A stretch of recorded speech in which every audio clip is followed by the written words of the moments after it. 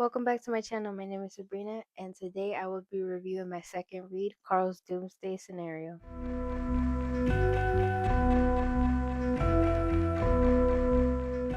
So we all know in the first book they complete the first and second floor, which were considered training levels to get them on their feet, get them used to what the dungeon is and what they might face. The second book, they finally reach the third floor, which is where the game actually starts, where the real mobs, real bosses, real conflict is gonna start, the real drama. They also get to pick their own class and race, do a little bit more things with their own points, gain sponsors, loot boxes, fan boxes, and stuff like that. And like I stated earlier, this is all based in the Overcity, which is a dark urban town um built on top of a dormant volcano. Of course, when it came to picking their race, they both stayed the same. Donna stayed as a cat, Carl stayed as a human, but Carl had the choice of being a primal, so he picked that too. When it came to their class, Donna picked a former child actor, specialty of artist Ali Mogul. Carl picked a compromised anarchist. They're both level 13. When it came to Carl's choices, it wasn't the worst, but at the same time, I guess it was the best that he could pick. The only thing for him is that he was going to have to train 10 times harder, try to do things efficiently for him to improve because of the choices that he made for his class and race. Then for Donut, she was granted the manager benefit, which screwed everything up, not for them, but for Mordecai. We all know that Mordecai wanted to dip after they completed the third floor because he was set free from his long shackles of being in that freaking dungeon. And anybody wanted to dip. If anybody had the option to leave out of that hellhole, they would leave. A manager benefit, he is bound to them or bound to Donut until she completes the dungeon or until she dies, which is kind of fucked up because now instead of him getting to leave, he's stuck with her. He's stuck in the dungeon all over again. So she fucked up all his plans. And on top of that, they both tricked him. They both tricked Mordecai into thinking that they didn't know what they were doing. But they knew exactly what they were doing because they took Aldet's advice. Because having that man by their side is very beneficial because he's been in the dungeon for so long that he probably has all the in and outs, all the cheat codes. He has all the information you might need to know to get through that dungeon because he was got a guild master, for God's sakes. Of course he's gonna have knowledge, and to have a own guild master by your side is kind of crazy. When they got introduced to the Overcity by Mordecai, he told them all the ins and outs, what to do, what not to do, and they immediately get into a fight with an elite.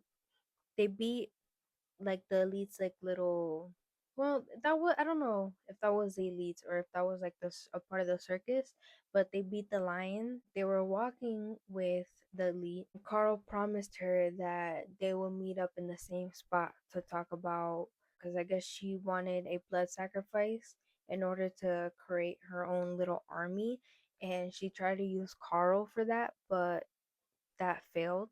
It's funny that Carl makes a promise with an elite because Mordecai kept saying to him that you can't trust them, don't ever talk to them, stay away from them, and you're making promises with them. Boy. And the thing about elites is that most of the time, like they're kind of like main characters in this dungeon. They have like their own series going for them. So if you encounter them, you're most likely gonna be a side character in their series.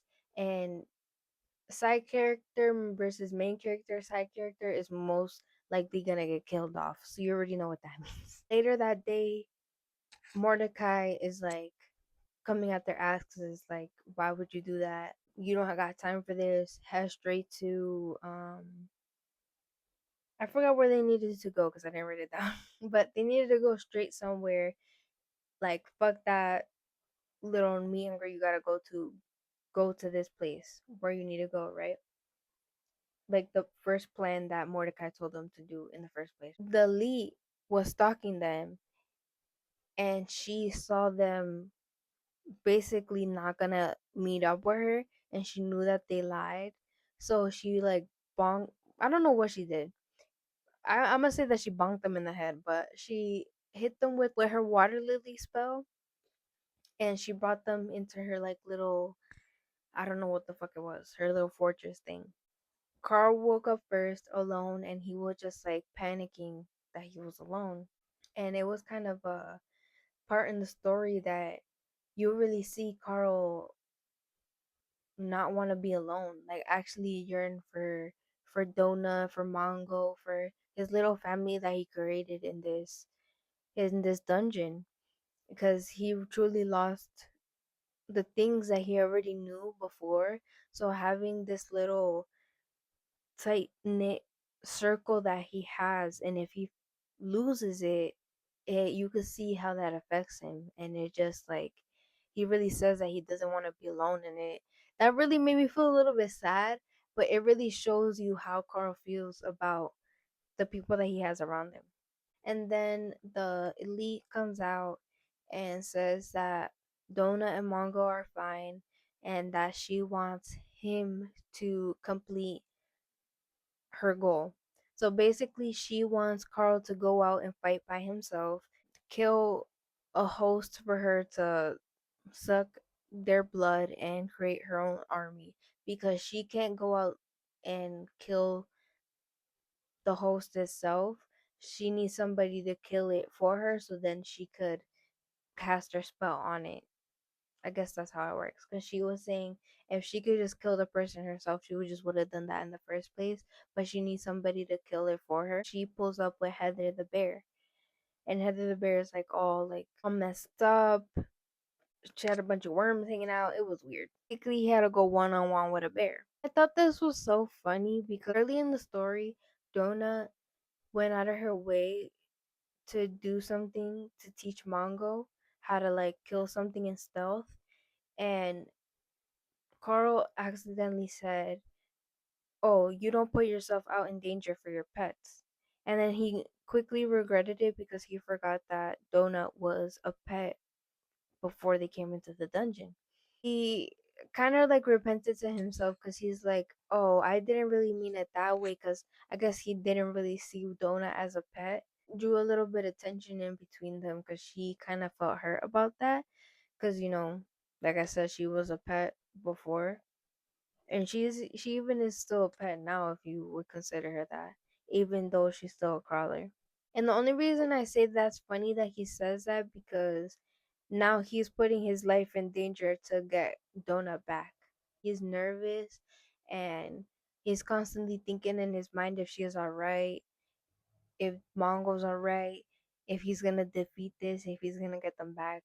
It's kind of cute, but it really shows you how he feels. Even though he might contradict himself, even though he might say things that he might not feel, the actions really do show. The actions really do speak volumes. Something Carl was always gonna do is finesse, and he finessed himself out of that situation, and he got back to Donut successfully. She woke up, and the elite kept up to her word. Thank God this situation didn't play out as he got eliminated as a side character, because that would suck so bad. They move past the dungeon, they learn more and more, of course, with Mordecai by their side. They're getting loot boxes, different achievements. And they also came across this weird situation in the village where there were ex workers falling from the sky. They didn't know where they were coming from. There was women dying at night, and they didn't know how they were getting murdered. And Gum Gum, that was really concerned for all the women, and she just wanted somebody to help. That's when they realized that different people that could come up to you could potentially give you a quest. When Gum Gum initially came up to Mordecai, he ignored her, and he told Carl to just ignore the whole thing. But of course, him being a little nosy, he tried to come back to see if Gum Gum was still there, but she wasn't. He saw Mordecai at the bar, and Mordecai was like, "Yo, I know you came back to see her, but dude, let it go. You can't save all of them. You can't save everybody." Felt a little bit embarrassed that he got caught trying to go back to see if she was there. Of course, Zed booked them an interview. They went on this interview, and Carl kind of fucked it up a little bit. He kind of went reckless mouth on everybody. Well, not on everybody. He started dissing King Rust, and he was telling people from the audience like, yeah, if you don't agree with something, people that are in power, if you don't agree what they have to say, or if you don't agree with the things that they're trying to do, you should stand up and revolt. You should stand up and speak against the things that you don't think are right or humane.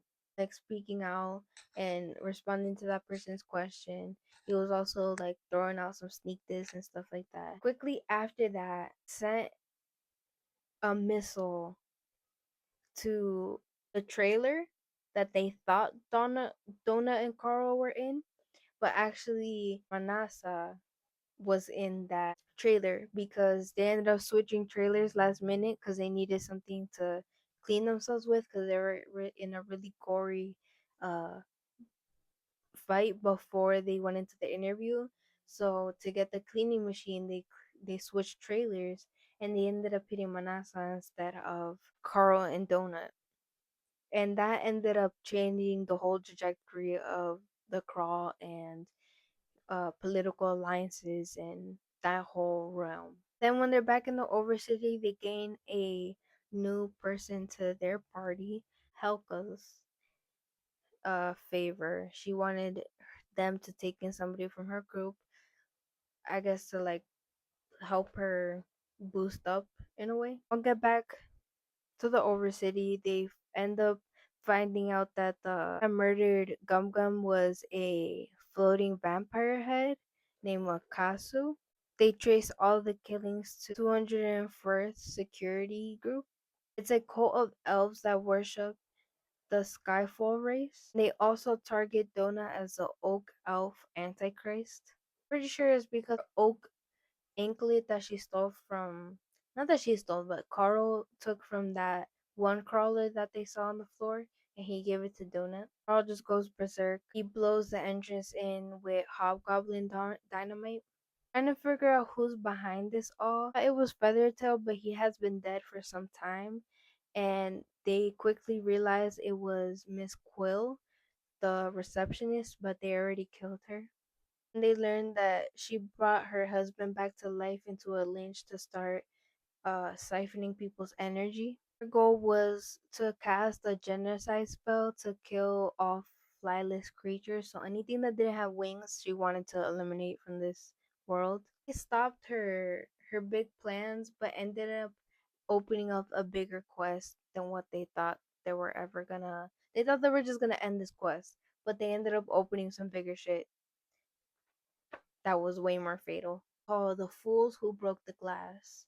A 20-minute countdown timer to a cataclysmic magical explosion. Not only them, it's a group quest.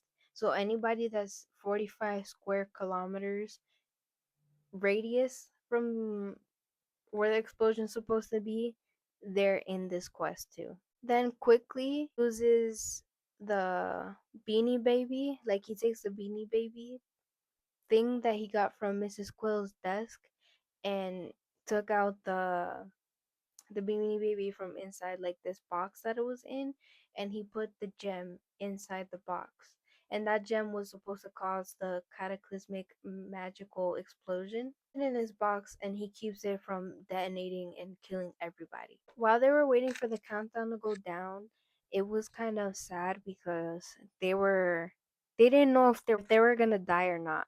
So they were getting ready to die potentially. Like Carl was telling her like, "Oh, I'm proud of you and I'm surprised that you wanted to save Katina, I think that's her name, the the new member of their party." Saying that yeah, she just didn't want another person to have beef with them because they already have many people that have beef with them already. Says that she might play dumb sometimes, but she knows that B is not alive.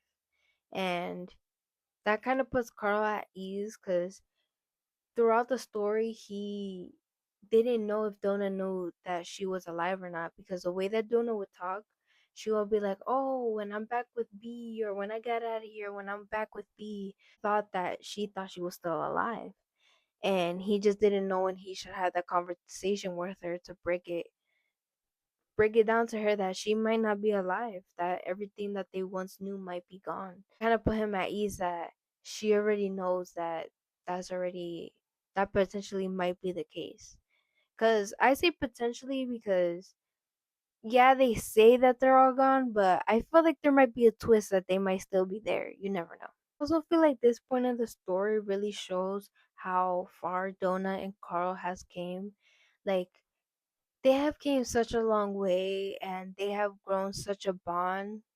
Crazy. Like we only got to the second book and their bond is already crazy. Like I feel like crazy strong. Like I don't even know what to say. Like love them together. They're so cute. I really feel like they do love each other even if they don't acknowledge it or verbally say it out loud.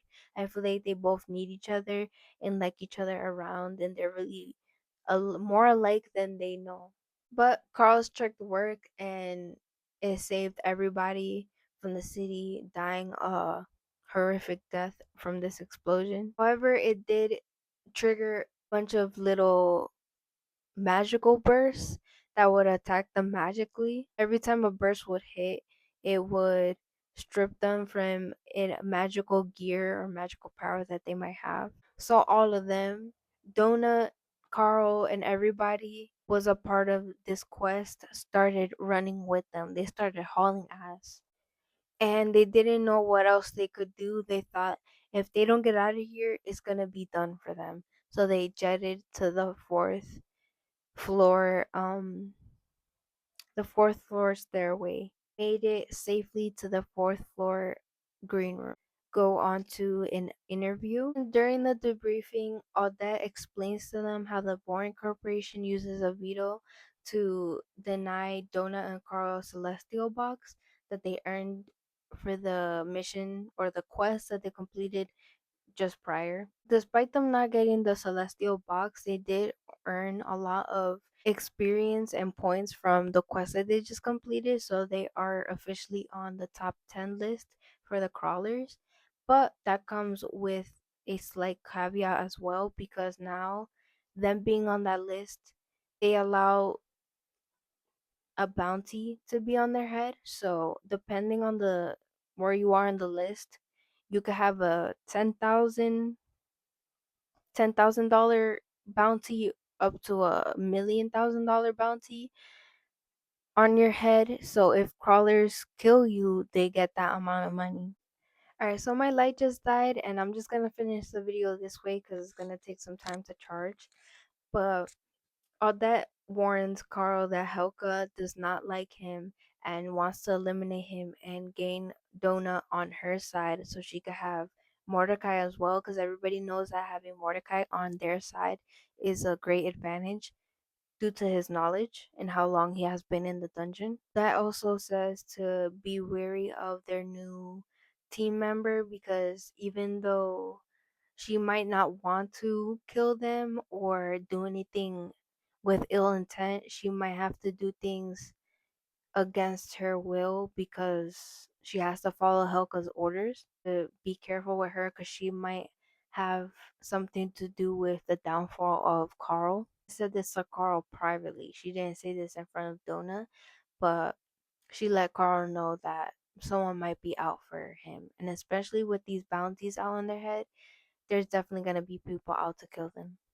And that's really all I'm going to talk about with this book. I don't want to say too much because I don't want to give out too many spoilers just in case if you want to go read this series. I do give this book a 5 stars. I really liked it. I feel like the author kept the momentum up with this book. He really kept the world building consistent and accurate to the first book. The character building was really good. Like the way he writes really keeps you into the story because of all the drama and suspense that happens in the book. And even in the epilogue where that is warning him and stuff like that, I feel like that really keeps you tied into the third book to see what happens, to see who comes after them, to see if are they gonna be one of the crawlers that make it through? Are they gonna be one of the crawlers that end up stuck? Are they gonna have a tragic ending? Or are they gonna be victorious at the end? I'm really interested to see how that pans out. And I know there are a couple crawlers that might be ahead of them, but I wonder if they end up victorious at the end. Like, I really want them to. I really want them to be like the top dog, like the first crawlers that ever made the first 18 floors. Like, I don't know. I don't know if they're gonna make it to 18 floors, but let's see. But I highly recommend this book to anybody that wants to read fantasy or get into fantasy. This is not a dragons type of fantasy. This is just a fun, like, guy. This guy just got dumped into some fucking dungeon bullshit, and now he has to level up himself in order to get through this and see what is at the end of the tunnel, because from his POV he thinks the whole world is gone. He thinks everything he has ever known is done. So when he gets out, is it really going to be over? Is Earth really eliminated, or what happens? You know what I mean? So I hope you enjoyed this video. Hope I could get better at reviews, better convey the story to you guys. I feel like I'm a little bit rusty and I could use some work, but hopefully I get better at these videos. Hope you enjoyed and stay tuned for my next read. In my next video, I'll see y'all later.